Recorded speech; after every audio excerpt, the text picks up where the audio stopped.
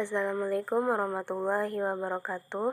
Saya Suci Ramadhani dari Program Studi Pendidikan Matematika Fakultas Keguruan dan Ilmu Pendidikan Universitas Riau. Di sini saya akan membahas materi mengenai teks berita. Pertama, kita ketahui dahulu apa sih berita itu. Nah, berita adalah informasi baru mengenai sesuatu yang sedang terjadi yang disebarkan melalui media massa. Teks berita merupakan teks yang berisi tentang hal atau peristiwa yang terjadi dan dipublikasikan di media massa, baik itu media cetak atau media elektronik. Ciri-ciri teks berita. Nah, di sini saya memaparkan 4 ciri dari teks berita. Yang pertama, aktual. Nah, berita harus selalu berusaha menyajikan informasi yang terbaru. Yang kedua yaitu objektif. Penyajian berita tidak memihak kepada siapapun. Untuk itu berita yang dilaporkan harus memuat fakta. Yang ketiga, menarik.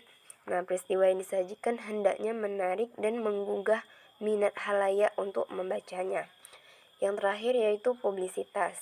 Laporan yang disajikan ditujukan untuk umum. Untuk itu, bobot ragam dan bobot isi harus dipahami oleh masyarakat luas. Selanjutnya, ciri-ciri teks berita yang baik dan benar.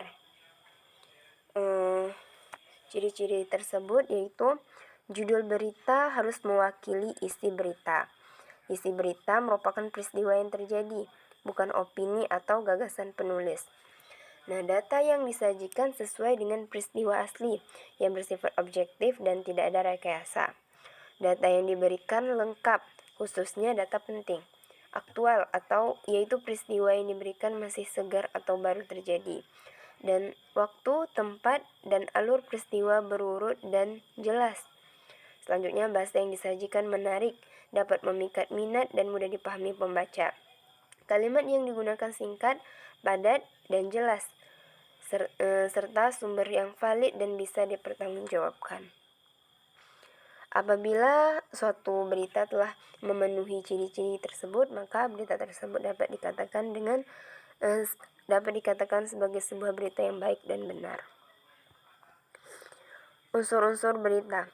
Unsur-unsur berita biasanya disingkat dengan 5W tambah 1H atau disebut dengan adiksimba, yaitu up, what, apa, where, di mana, when, kapan, who, siapa, why, mengapa, dan how, bagaimana. Next, kita jelaskan satu-satu. Yang pertama tadi ada what atau apa.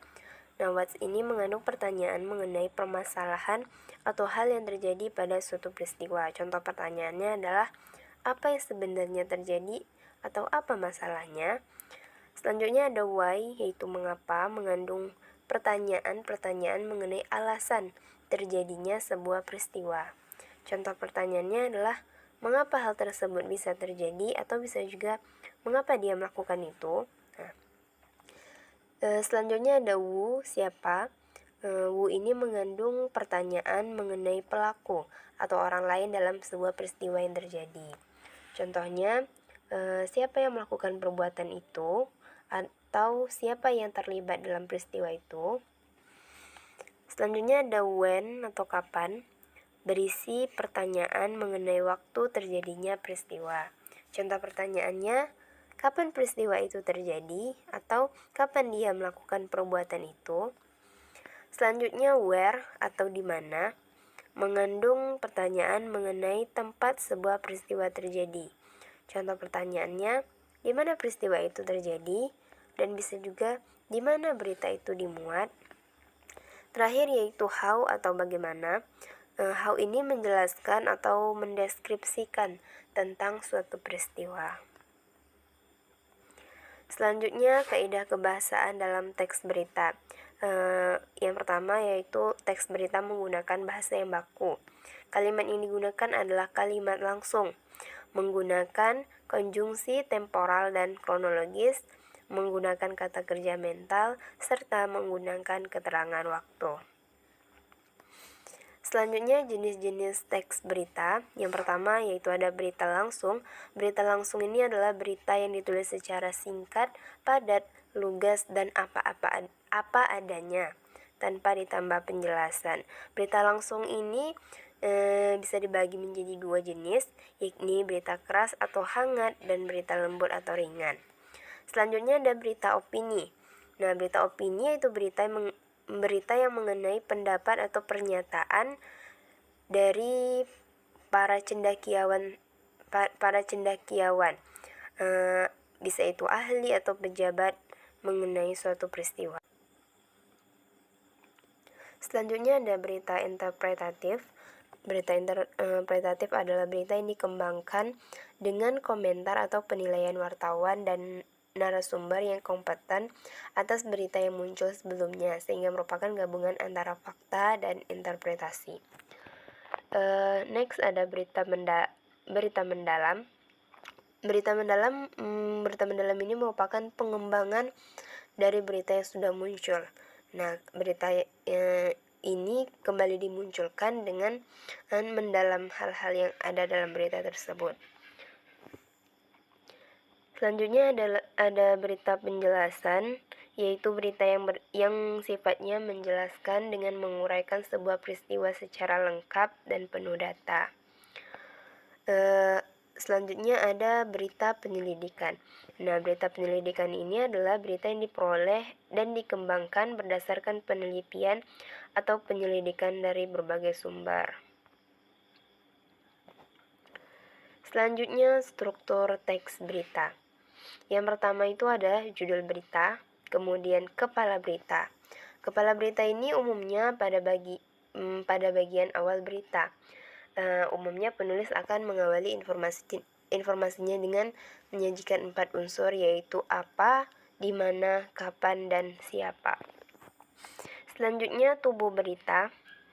Bagian ini adalah jawaban atas pertanyaan mengapa dan bagaimana. Kemudian terakhir terdapat ekor berita.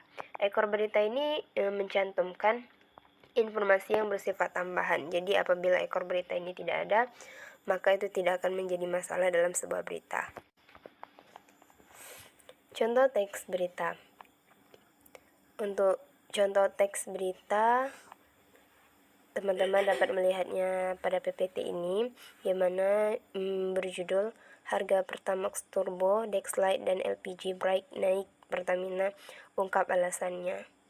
Nah, dalam contoh ini juga terdapat bagian atau strukturnya, mulai dari judul, kepala berita, tubuh berita, hingga ekor berita.